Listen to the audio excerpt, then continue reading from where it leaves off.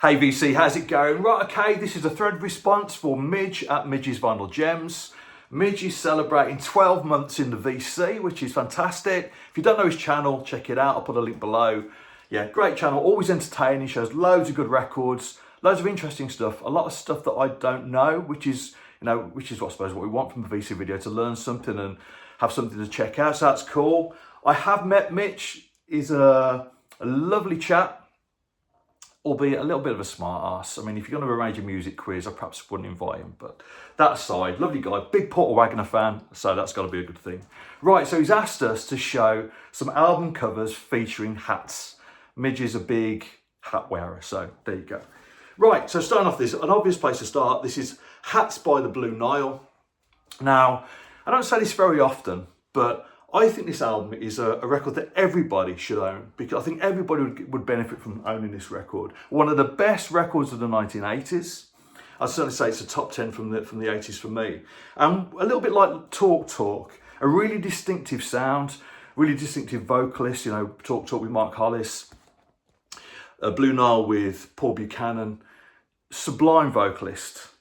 And you almost get taken into their little world whenever you hear their records. And yeah, I really like that. Now, as I say, there's me saying I think everybody should own it. I know that Charlie, Me Digger You Viewer, showed this record in his hat response, and he said it was a little bit boring. So perhaps my advice there is a little bit misguided, but there you go. First one. Right, I'm gonna get funky now. So this is The Payback by James Brown, early 70s. I think it's fair to say that this record changed the sound of funk music. It certainly changed JB's sound. He went from those short, sharp, funky tunes to the long, drawn-out, hypnotic grooves that we sort of associate from James Brown in the 1970s. Fantastic album, and a nice promo copy to boot. Another one from JB. Now, throughout his career, he kept dropping in these instrumental records. Sometimes you'd play them, sometimes you'd play some dodgy organ. But yeah, he wasn't a great organist, but he insisted on the go. But this, I don't think he actually plays on this. I think he just directs the music. This is an album called Show Is Funky Down Here from 1969. And this is essential. And the reason being is that it sounds unlike any other James Brown record. It's got loads of first tone guitar on it, a little bit bluesy in places, a little bit psychedelic. Yeah, I really like this record. That's a nice original UK copy. Okay, now this is interesting. So this is an album that many of you will know, Funkadelic, Uncle John Wants You. Certainly the first side of this record, I think, is one of the best sides of any funk record. Tracks like Freak of the Week and Not Just Knee Deep. And obviously a great image there with the chap wearing his hat in the wicker chair. But this is interesting because when it came out, it came with a free flexi. And you've got a thing for the to apply to the fan club.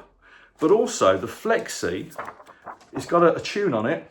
And the idea is that you record your vocal over that tune. So you just set up a tape player, play the record, you sort of sing over it with your own lyrics, and then you send the tape off to Funkadelic. And the winner apparently was going to win 25 grand. 25 grand, and this is like 1979 or something like that, isn't it? So there you go, nice little flexi. I found out at car boot, so I paid 30 pence for the flexi there. I've never seen a copy with it before, so yeah, really nice stuff.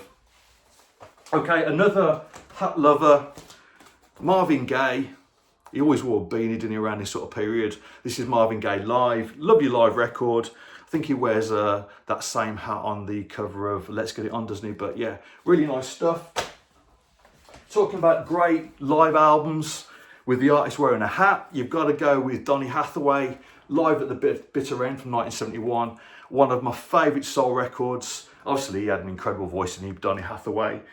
But this is a bit special. It includes his version of Jealous Guy, obviously the John Lennon song.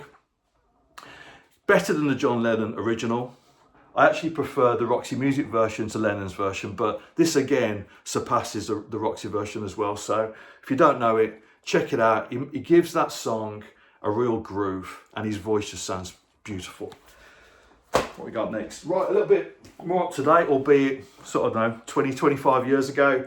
This is Alicia Keys with Songs in A minor. There she is wearing a a jaunty hat there at a jaunty angle. Yeah, nice stuff. This is her debut.